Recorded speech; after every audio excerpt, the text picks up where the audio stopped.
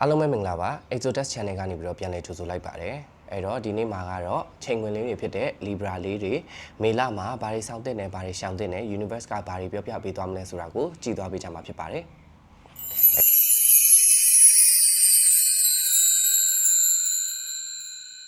အဲ့တော့ Exodus Channel ရဲ့ထုံးစံအတိုင်းအရင်ဦးဆုံး cleansing လေးလုပ်ရအောင်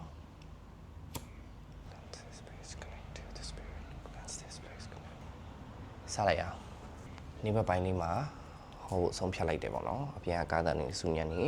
ခွင့်လွှတ်ပေးပါ May 2026 အတွက် Libra လေးတွေဘာတွေစောင့်တဲ့နယ်ဘာတွေရှောင်တဲ့နယ် Libra လေးတွေကို Universe ကဘာများပြောချင်လဲ Libra လေးတွေကို Universe ကဘာများပြောချင်လဲOoh Okay Go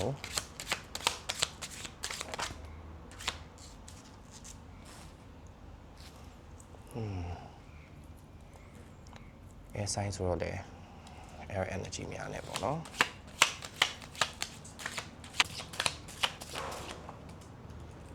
Okay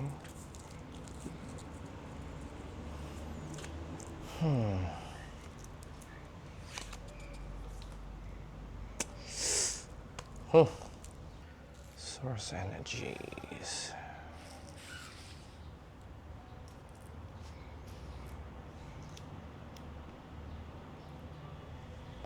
Wait.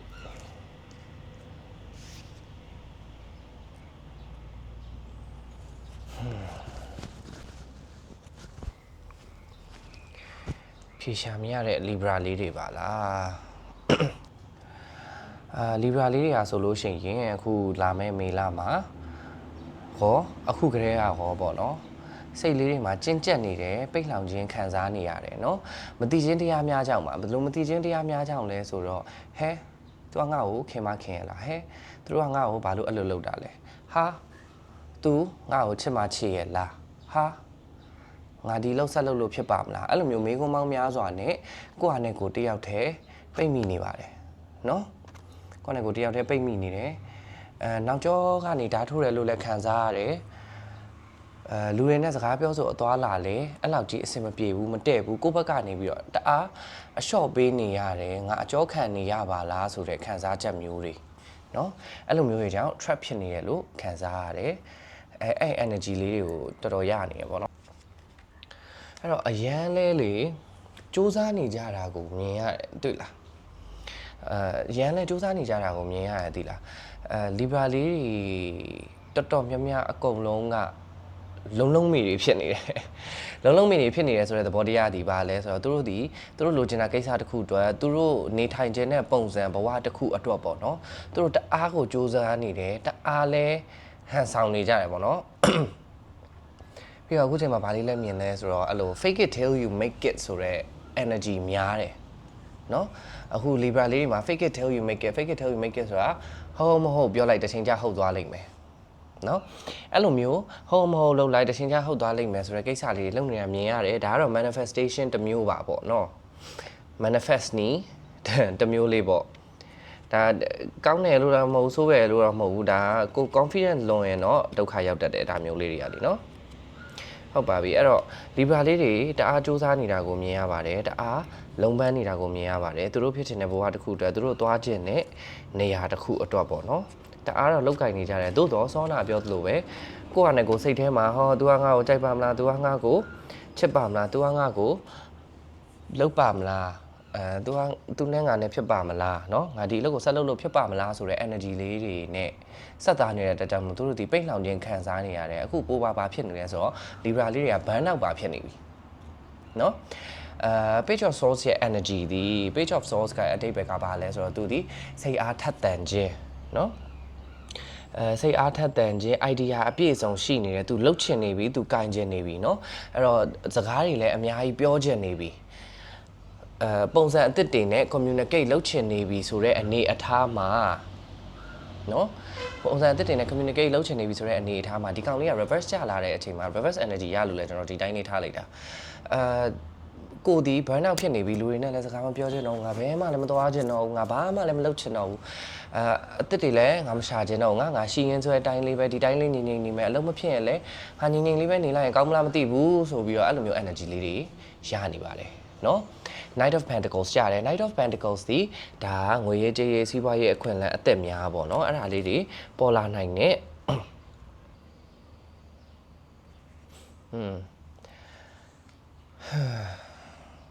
Knight of Pentacles ကပေါ့နော် Knight of Pentacles ကသူဒီဆောနာပြောလို့ပဲဒီဇိုင်းမမတ်စူးစမ်းတယ်ဒီဇိုင်းမမတ်လောက်ကင်တယ်စီးပွားရေးကိုလူမှုရေးကိုကိစ္စတစ်ခုခုကိုဒီဇိုင်းမမတ်လောက်ကင်တယ်အချိန်ပေးတယ်ဆိုတဲ့အဓိပ္ပာယ်မျိုးပေါ့နော်ဒီမှာကတော့ဒါကို warning sign အနေနဲ့လိုပဲမြင်ပါတယ် Libra လေးတွေအတွက်ဒီ universe ကပြောချင်တာကတော့ consistency ရှိလောက်ပါနော်စက်တိုက်သွားနေပါ burn out ဖြစ်လို့ရက်လိုက်တာမျိုးမဖြစ်လိုက်ပါစေနဲ့နော်စက်တိုက်သွားနေရင်လည်း burn out ဖြစ်မှာတေးကြတယ်နော်ပင်ပန်းမှာတေးကြတယ်ဆက်မလုပ်ချင်ဘူးဆိုပြီးတော့လက်လျှော့ခြင်းမှာလည်းတေးကြတယ်သို့တော့မရက်တန့်လိုက်ပါနဲ့ I feel like this is a warning လို့ပဲခံစားရတယ်เนาะအဲ့ဆိုဒီလိုကြီးတွဲကြလိုက်တဲ့အချိန်မှာလေဆက်သွားရင်တော့ပင်ပန်းမှာပဲဆိုပြီးတော့အဲ့လိုပုံစံမျိုးတော့ဖြစ်နေပေမဲ့เนาะဒီမှာကတော့ universe ကဆက်သွားရင်ပင်ပန်းမှာမှန်တယ်ဆက်သွားရင်လက်လျှော့ခြင်းမှာမှန်တယ်သို့တော့မရက်တန့်လိုက်ဖို့เนาะမရက်တန့်လိုက်ဖို့ warning ပေးနေပါတယ်ပြီးတော့ဖြည်းဖြည်းနဲ့မှန်လောက်တာပိုကောင်းပါတယ်เนาะဝုံတိုင်းဆိုတာကလေ Libra တွေမှာဒီမှာအခုဗာမြင်နေလဲဆိုတော့ပေါ့เนาะအလုံးနှစ်ခုပြိုင်လောက်ရတာမျိုးအလုံးနှစ်ခုပြိုင်လောက်ရတာလက်ထဲမှာအလုံးနှစ်ခုကိုကိုတိုင်းကကိုလိုလာပြိုင်ပြီးတော့လောက်တာမျိုးတွေနော်ကိုတိုင်းကကိုလိုလာပြိုင်ပြီးတော့လောက်တယ်ကိုတိုင်းကကိုလိုလာအဲ့လိုတာဝန်တွေကိုယူတယ်အဲ့ဒါကြောင့်မလို့လဲ burn out ဖြစ်ပြီး trap ဖြစ်နေတာနော်အဲ့တော့အဲ့လိုမျိုးယူတာတွေဆိုလို့ရှိရင်တဲ့မယူသင့်ပါတဲ့စိတ်ကို short ထားလိုက်ပါဖြည်းဖြည်းနဲ့မှန်လောက်ပါကိုနိုင်တဲ့လောက်ပဲကိုလောက်ပါနော်ဘေးလူကူညီတောင်းမှုလဲလုံးဝမကြောက်ပါနဲ့သို့တော့ဘေးလူကူညီတောင်းတဲ့နေရာမှာကိုယ့်ရဲ့ပတ်ဝန်းကျင်ကလူတွေနဲ့အလုပ်တူတူတွဲလုပ်မယ်ဆိုရင်တော့တတိထားပါအန်ရလေးတွေရှိတယ်ဆိုတာဒီအဆင်မပြေမှုလေးတွေဖြစ်တတ်တယ်နော်ကိုနဲ့မတည့်တာတွေကိုနဲ့အဆင်မပြေတာတွေဖြစ်တတ်တယ်ချီရေးဆိုရင်လည်းအဲ့လိုပဲနော်ခဏပဲတွဲခဏပြက်ခဏတွဲခဏပြက်ခဏနော်ခဏတွဲလိုက်တယ်ပြင်ခဏလေးနဲ့ပြတ်ရမယ်ခဏတွဲလိုက်တယ်ခဏလေးနဲ့ပြတ်ရမယ်တဲ့ခဏနော်တဲ့လဲခဏရန်ဖြစ်ရလဲခဏလေးနေရင်ထပ်ထားပြီးတော့ရန်ဖြစ်ကြမယ်တဲ့ဟုတ်ပြီအဲ့လို energy မျိုးလေးတွေတော့ရှိတယ်နော် Libra လေးတွေအခုစိတ်ပူနေတတ်ကြတယ်ပေါ့နော်အခုဒါအမှန်တကယ်တော့နောက် deck တစ်ခုကိုယူပြီးတော့ပေါ့နော်ထပ်ပြီးတော့ကတ်ထုတ်အောင်မလို့ပဲဒါပေမဲ့အခုရလိုက်တဲ့ energy ကကြတော့ဗာလဲဆိုတော့Libra လေးတွေမှာစိတ်ပူပန်မှုတွေရှိတယ်မအောင်မြင်သွားမှာစိုးရိမ်မှုတွေရှိတယ်ပေါ့နော်မဖြစ်ပြတ်သွားမှာစိုးရိမ်မှုတွေရှိတယ်သို့တော့ဒီမှာကြီး hangman ကိုကြည့်လိုက်သေးလားသူကဇွဲလုံးတွဲလောင်းချတာလဲအေးစေးပဲနော်ချစ်ချင်အဖြစ်ငါအဆင်ပြေသွားလိမ့်မယ်ငါလုံနိုင်တယ်ဆိုတော့ confidence တစ်ခုနဲ့ရှိနေတယ်နော်သူအေးလေးစေးလေးတစ်ခုနဲ့ရှိနေတယ်သူ့ရဲ့မှုလေးကလေအဲ့တော့စိတ်ကိုအေးထားလိုက်ပါနော်စိုးရိမ်ကြိုပြီးတော့စိုးရိမ်နေတာကလေအမှန်တကယ်တော့ဒါဆိုရိုးစကားရှိရပေါ့နော်မြန်မာမှာအဆိုးဆုံးကိုတွေးအကောင်းဆုံးကိုလုပ်နော်အဲ့လိုမျိုး think of the worst do your best အဲ့လိုမျိုးစကားလေးရှိရတဲ့ကြောင့်မလို့အဆိုးဆုံးကိုတွေးတာကတော့ကောင်းတယ်တို့တော့အဲ့အဆိုးဆုံးပေါ်မှာမနစ်မြုပ်စေချင်ဘူးနော်ဒီမှာအဲ့လိုအဆိုးဆုံးenergy တွေထဲမှာနစ်မြုပ်နေရလို့မြင်နေရတယ်နော်အဲ့ဒါတွေကိုထားခဲ့လိုက်ပါနော် leave it behind leave it behind မလုပ်လို့မရဘူး leave it behind မလုပ်လို့ရှိရင်တော့ခက်ခဲမယ်เนาะ so let me move on to another deck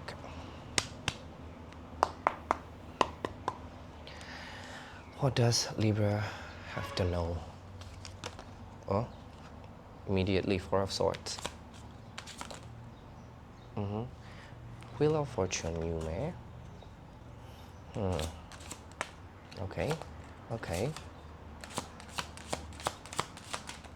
okay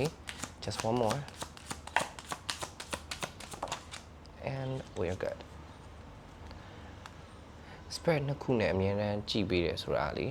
ကျွန်တော်တော့ကြည့်ချင်လို့ကြည့်တာပေါ့နော်ဒါပေမဲ့ spread နဲ့တော့ကြည့်ပြတယ် Nine of Wands Three of Cups okay Three of Swords and Libra ဆိုတာ air sign ပေါ့နော် air sign လို့ညင်းလို့တော့မရဘူး air sign တွေအတွက်ဆိုတာ Libra ရဲ့အတွက်မဟုတ်တော့ဘူးဆိုတာတော့ညင်းလို့တော့မရတော့ဘူးဒီ oracle လေးကလေဒီ message လေးကဘာဖြစ်လို့လဲဆိုတော့ swords energy အရန်ကောင်းနေတယ်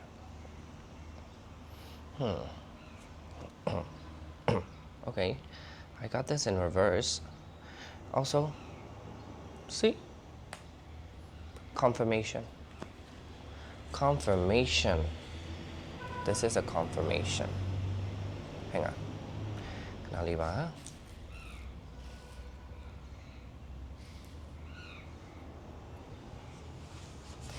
and the bottom of the deck is Ten of Swords confirmation ma no I just don't get the reverse energy in here reverse energy လေးမရလို့ပါ confirmation ပါ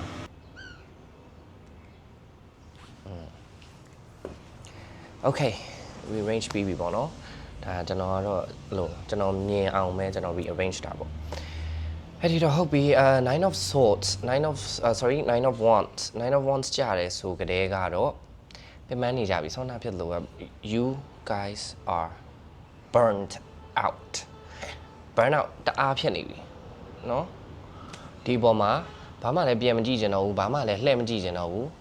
နင်တို့တွေဖြစ်ချင်ဖြစ်ကြတော့ hate เนาะငါလည်းရသလောက်လေးပဲငါလှုပ်ချင်တော့တယ်ဆိုတော့ energy မျိုးတွေရပါတယ်ကောင်းသလားဆိုတော့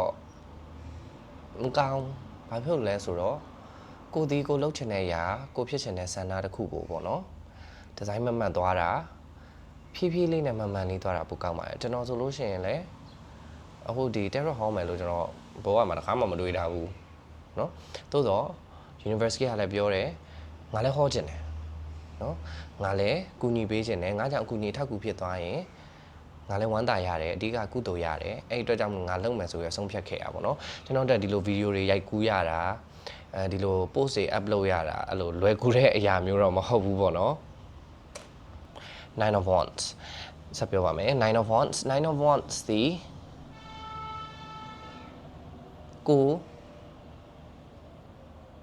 burn out အားဖြစ်နေပြီเนาะသူကအမှန်တကယ်တော့လေ Nine of Wands ရဲ့သဘောတရားကသူကတောင့်ခံနိုင်စွမ်းရှိခြင်းเนาะတောင့်ခံနိုင်စွမ်းရှိခြင်းခက်ခဲများအားလုံးကြားထဲမှာထိုးဖောက်၍လှုပ်ခြင်းဆိုတဲ့ energy ရတယ်အဲ့ energy လေးလည်းရပါတယ်သို့တော့ဒီမှာကတော့အဲ့လို burn out ဖြစ်နေပြီပင်ပန်းနေပြီဆိုတဲ့ energy လေးပဲပို့တော့ရတယ်ပေါ့နော်အဲ့တော့အဲ့ဒါလေးကိုဘယ်လိုဖြည့်ရှင်းကြမလဲဆိုရင်စိတ်ကိုလျှော့ထားလိုက်ပါလက်ကိုရမယ့်အလုပ်တွေ let it go နော်လက်ကိုရမယ့်ကိစ္စတွေ let it go release it outward အကုန်လုံးကို release လွှတ်လိုက်ပါနော်မလွတ်လို့မရတော့မယ့်အခြေအနေမှာတော့ရောက်နေပြီဘာဖြစ်လို့လဲဆိုတော့အရန် burn out ဖြစ်နေပြီဟုတ်ပြီနောက်တစ်ခုကိုဒီမှာ3 of swords ဒီကိုဒီအသေးကွဲတာနော်နှလုံးသားရေးရအဆင်မပြေတာကိုယ့်ရဲ့စိတ်ခံစားချက်အဆင်မပြေတာဒီမှာရတဲ့ energy ကစိတ်ခံစားချက်အဆင်မပြေတဲ့ energy ကိုရတယ်ဘယ်လိုမျိုးလဲဆိုလို့ရှိရင်သူတို့ကငါ့ကိုခင်ရောခင်သေးရဲ့လားသူတို့နဲ့ငါပြန်တွေ့ဖြစ်ပါအောင်မလားနော်သူတို့ကငါ့ကိုတွေ့ချင်ပါမလား soulmate တငယ်ချင်းမိသားစုချစ်သူရည်စားเนาะမြည်တို့ဆိုအခြေအနေမျိုးမဆိုအဲ့လိုမျိုးသူတို့အတွက်တွေးမိနေနိုင်ပါတယ်เนาะ and again သူ့ဘေးနားမှာရှိရလေးကဘာလဲဆိုတော့ four of swordsဆိုတဲ့ဟာဒီ healing era ကိုဝင်ရမယ်เนาะမေလမှာ healing era you need to enter it ဟုတ်ပြီเนาะ healing era ကို healing လုပ်ရမယ်ကိုယ့်ရဲ့ emotional health ကိုယ့်ရဲ့ physical health ကိုယ့်ရဲ့ spiritual health အကုန်လုံးကို healing လုပ်ရမယ်เนาะကိုယ့်ဘဝထဲမှာမလိုအပ်တာတွေကိုရှင်းထုတ်ပြရမယ်ကိုယ့်ဘဝထဲမှာအဆင်မပြေတော့တာတွေကိုရှင်းထုတ်ပြရမယ်ကိုယ့်ရဲ့ဘဝအတွက်အကျိုးမပေးတော့တာတွေကိုရှင်းထုတ်ပြရမယ်အဲ့လိုရှင်းထုတ်ပြဖို့အတွက်လည်းကံကြမ္မာအလှည့်ပြောင်းနေလာပါလိမ့်မယ်เนาะ spirits are watching you libras เนาะဒီဗီဒီယိုကြည့်နေတဲ့ libra လေးတွေကို spirits တွေက university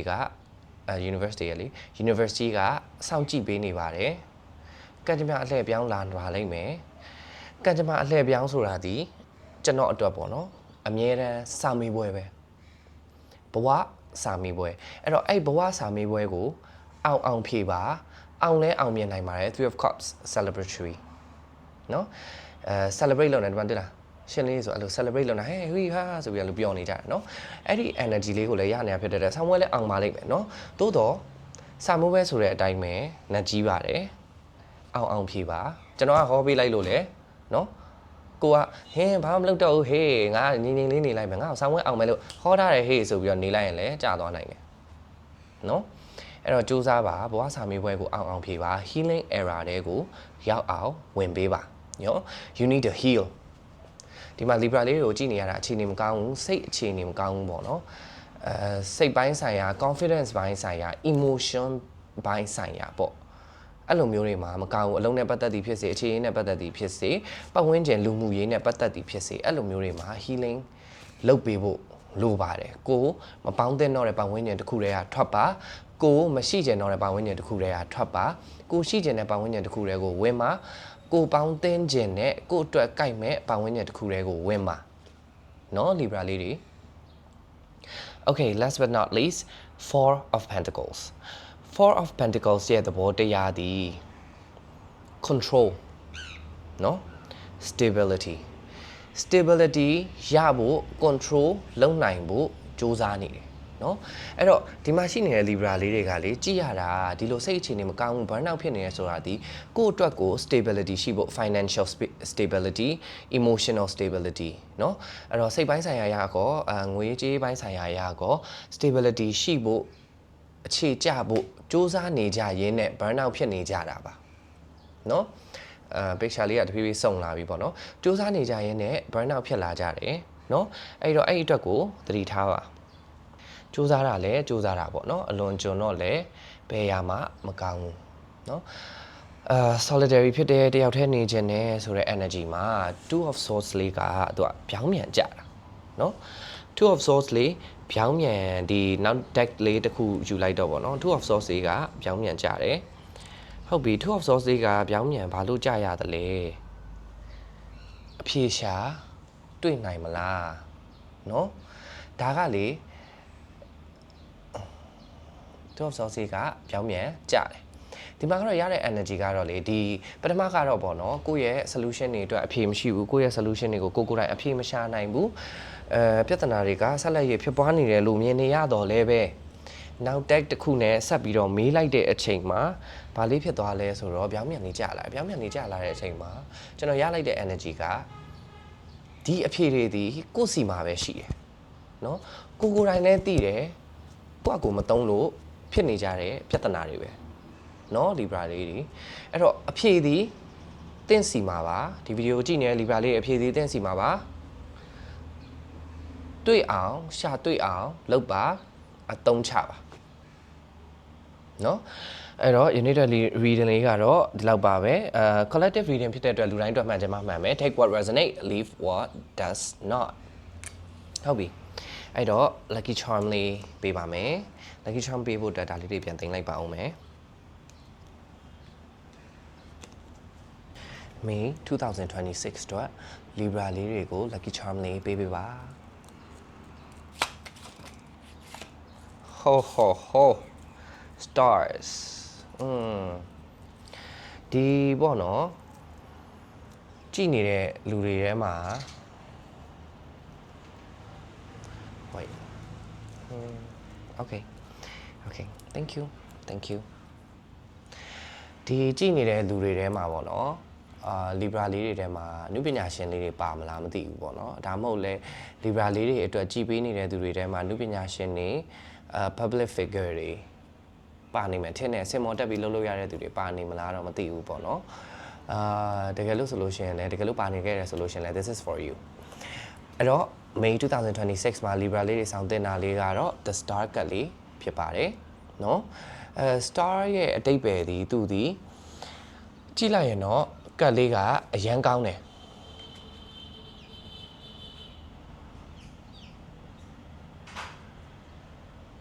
နော်ကြည့်လိုက်ရင်တော့ကတ်လေးကအရန်ကောင်းတယ်ဒါပေမဲ့သူ့ရဲ့အတိတ်ပဲလေးကလေ အလုပ်တွေကိုတေချာဆင်းဆင်းဆန်းဆန်းမလုပ်တဲ့အတွက်ကြောင့်မလို့တဲတဲ့ရင်သွန်ဖြစ်ခြင်းเนาะ loss abandonment เนาะ and what else အဲ့လိုမျိုးပေါ့နော် loss abandonment ဆိုတာစပြည့်ခံရခြင်းအဲ့လိုမျိုး energy လေးတွေရှိတဲ့ကလေးဖြစ်တယ်သို့တော့face value နဲ့ပဲပေါ့နော်ကဲ့ရဲ့ illustration description နဲ့ပဲကြည့်မယ်ဆိုလို့ရှိရင်တော့ it's a good card ကျယ်လေးပါเนาะအဲ့တော့ဒါလေးကိုစောင်းပါဒါလေးကိုစောင်းပြီးတော့ဒီပုံထဲကအတိုင်း libra လေးတွေကျယ်လေးတစ်ပွင့်လို့တောက်ပနိုင်ပါစေအလုပ်တွေတဲတဲ့ရေသွန်မဖြစ် burn out မဖြစ်ဘဲနဲ့ကိုလိုရာအဖြေကိုရှာတွေ့ကအောင်မြင်မှုကိုစကူနိုင်ပါစေဘဝဆံမွေးကြီးအောင်မြင်ပါစေလို့ Exodus ကဆုတောင်းပေးလိုက်ပါတယ် Exodus out